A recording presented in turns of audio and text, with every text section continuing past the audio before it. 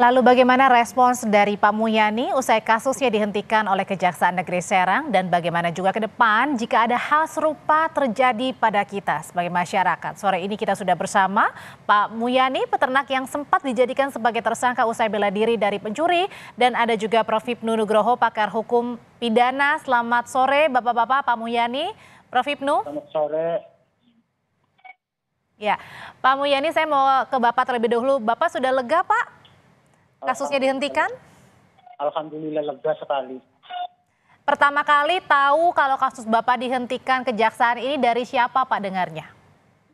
Dengarnya dari ponakan Mamang yang jadi wartawan.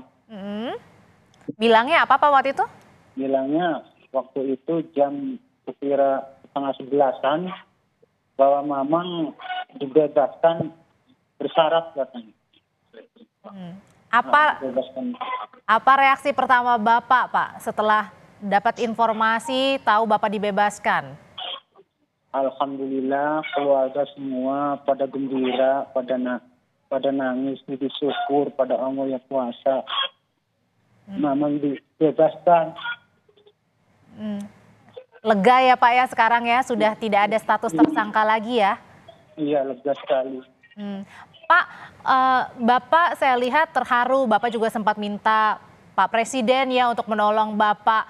Waktu itu gimana Pak pada saat ditetapkan sebagai tersangka? Katanya mengganggu juga, sampai mengganggu pikiran Bapak dan sampai sakit katanya Pak. Iya, karena Bapak pernah flek paru-paru, sudah sembuh, jadi pas saya di tahanan 3 hari 4 hari stok kambuh lagi. Sebelumnya tadinya sehat-sehat aja sebelum kejadian ini? Alhamdulillah sehat sebelumnya. Pak Mulyani, ini kan kasus terjadi pada Februari ya Pak ya. Sebenarnya kita pengen tahu Pak, waktu itu gimana sih kejadiannya Pak? Kronologinya. Iya. Jadi gini kronologinya. Pas waktu itu pertama kebobolan, pas mau tahun baru malam Sabtu.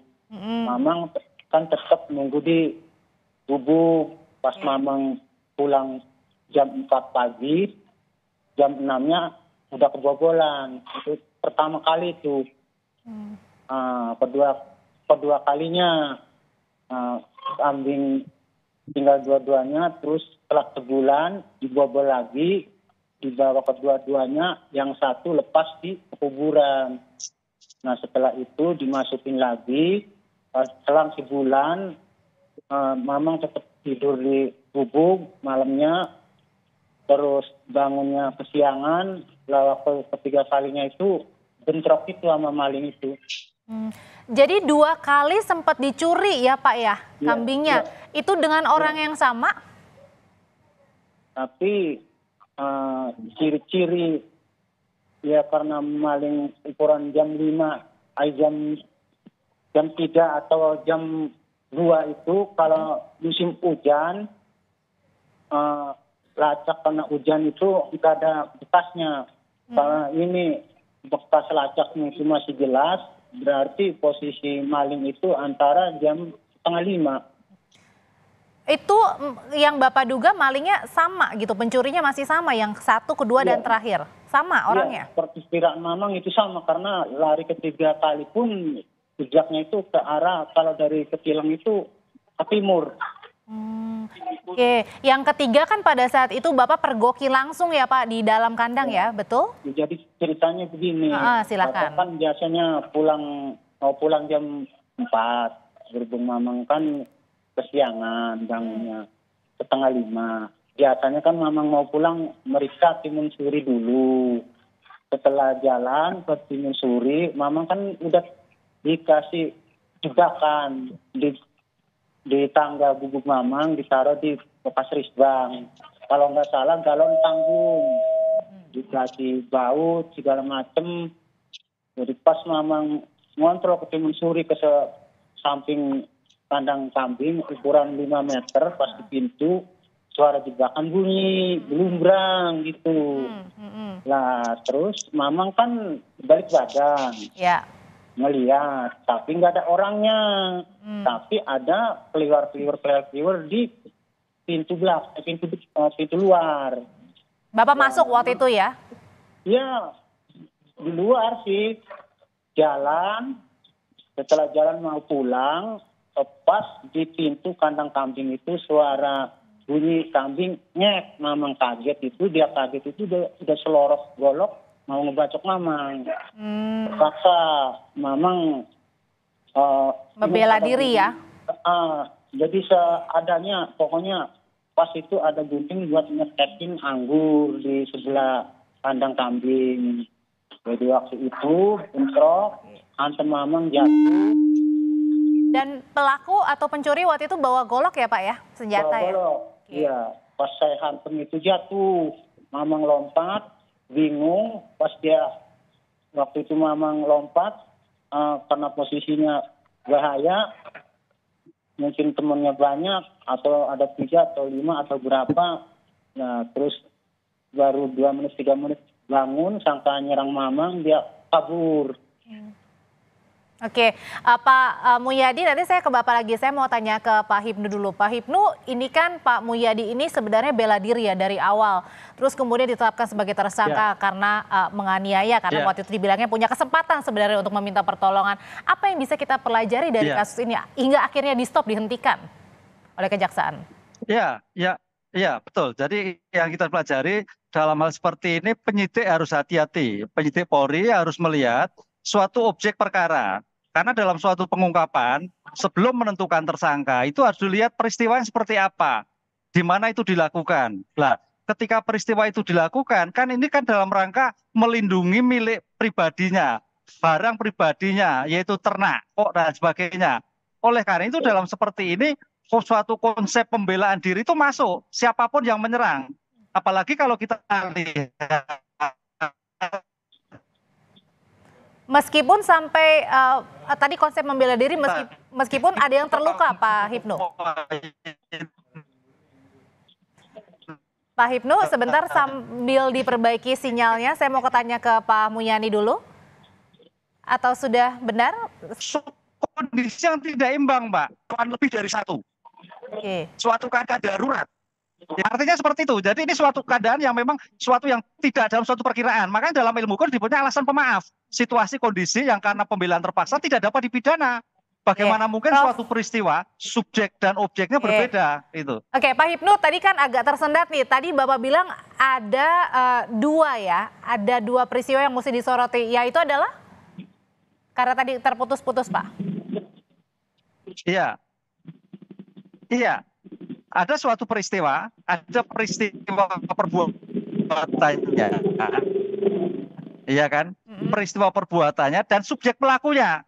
Oke, peristiwa dan subjeknya, oke. Ketika subjek pelakunya adalah tidak seimbang, iya begitu Mbak. Itu yang harus dipahami. Oleh karena itu melihat suatu konteks ini harus melihat sebab akibat. Jadi tidak bisa dikatakan hanya melihat pada suatu korban, tapi peristiwa bagaimana, akibatnya bagaimana. Oleh karena itu dalam seperti ini, silakan Pak Hipnu. Oke, saya ke Pak Hipnu dulu tapi sambil diperbaiki sinyalnya atau saluran komunikasinya. Saya mau kembali ke Pak Mulyani. Oke, Pak Mulyani, saya mau ke Bapak dulu deh. Pak Mulyani, pada saat itu Bapak sudah ceritain semuanya ke polisi ya Pak ya, apapun yang Bapak tahu ya pada saat kejadian? Sudah. Dan pada saat itu kan kejadiannya di Februari ya Pak kalau tidak salah ya? Iya. Kemudian sempat ada penyelidikan, terus kemudian Bapak kemarin 1 minggu juga sempat ditahan ya? Iya. Waktu itu Bapak gimana dengan keluarga? Bapak kan juga kalau tidak salah ini menjadi tulang punggung keluarga juga, Pak Mulyani. Iya benar. Silakan Pak. Pak Mulyani. Apa? Pada saat itu gimana Pak? Pada saat keluarga reaksinya tahu Bapak ditahan, sempat juga 7 hari begitu ya, terus Bapak juga sakit ya, mengalami sakit tadi pada saat ditahan. Semua begitu. pada ya shock, pada nangis semua, anak, cucu, istri, ponaka, semuanya pada nangis. Nah, waktu itu gimana cara menguatkan Bapak sendiri? Kan Bapak juga tulang punggung. Karena Bapak mungkin udah nasib Bapak kayak gitu. Jadi sebenarnya Bapak sudah pasrah. Hmm. Jadi tadinya kalau misalnya nggak dihentikan kan dikenakan wajib ya Pak ya untuk datang ke persidangan. Iya. Mau tidak mau artinya Bapak waktu itu ya udahlah datang gitu. Iya. Iya. Dan jadi sampai dengan saat ini sudah lega atau mungkin masih ada beban Pak? Ya masih sih sedikit karena belum menandatangani surat pengeluaran punya tuh. Apa tuh? Lupa memang. Oke, masih belum suratnya jadi yang kebeban ya Pak ya? Iya. Oke, Pak Mulyani, saya lihat Bapak juga sampai hampir menangis, kemarin juga meminta pertolongan dari Pak Presiden. Boleh diceritain lagi nggak Pak? Waktu itu sebenarnya ternak yang Bapak jaga itu ternak Bapak atau Bapak diminta tugas dari orang lain Pak untuk menjaga? Jadi ceritanya begini. Pertama kebobolan itu punya anak. Kambingnya punya anak, gembol 1 sama ayam di rumah 3, jago Bangkok 1. Karena itu punya anak, kata anak udah mungkin itu bukan milik Bapak atau milik saya, gitu. Kata anaknya itu. Lah kalau yang kedua ini kan dapatnya jadi punya orang. Ibarat dicuri orang bilang ke yang punya lah alasan aja hilang mungkin dijual kalau yang punyanya nggak percaya. Yang jadi pikiran memang itu. Dituduh gitu ya Pak ya? Iya takutnya.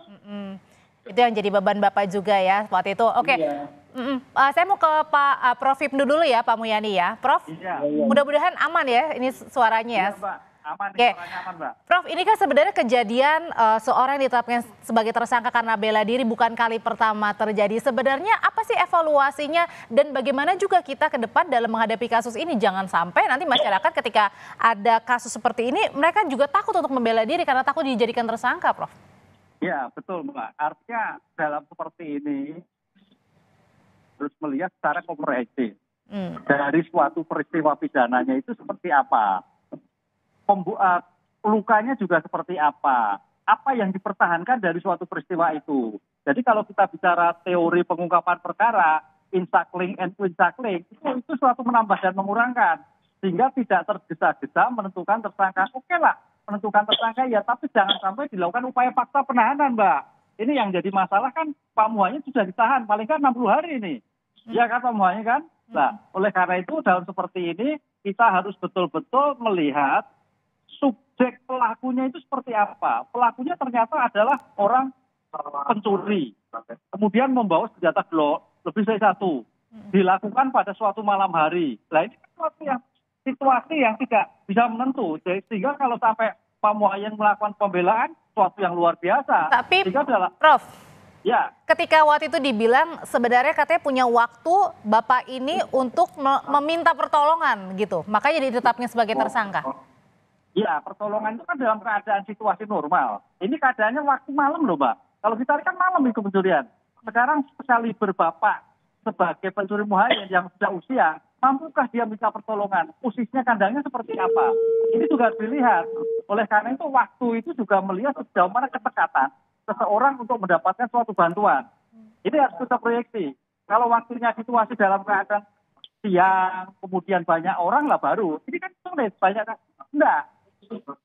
Itu Mbak, saya melihatnya seperti itu. Jadi aspek peristiwa pidana komprehensif dari pelaku, objek, waktu, tempat. Oke, jadi harus dilihat dari beberapa aspek ya. Artinya hati-hati dalam menetapkan tersangka ya, begitu ya? Iya. Oke, baik. Ya terakhir saya mau ke Pak Mulyani. Pak Mulyani, ini kan sudah dihentikan kasusnya. Tadi Bapak juga masih ada keresahan yang karena belum tanda tangan surat. Mungkin ada yang ingin Bapak sampaikan, Pak Mulyani? Maksudnya keinginan Bapak sekarang Pak setelah kasusnya sudah dihentikan, apa mungkin langkah yang ingin Bapak lakukan pertama kali? ya menandatangani surat pemberitahuan itu. Penghentian kasusnya itu yang Bapak pengen ya Pak ya? Iya, supaya secepatnya, supaya biar hati lega. Supaya bisa melegakan Bapak, setelah tanda tangan suratnya Bapak juga bisa kembali tenang pikirannya, bisa kerja lagi, bisa kumpul sama keluarga lagi. Terima kasih Pak Mulyani, saya selalu. Prof Hipnu, terima kasih juga. Sama-sama, Mbak. Sampai ketemu lagi di lain kesempatan.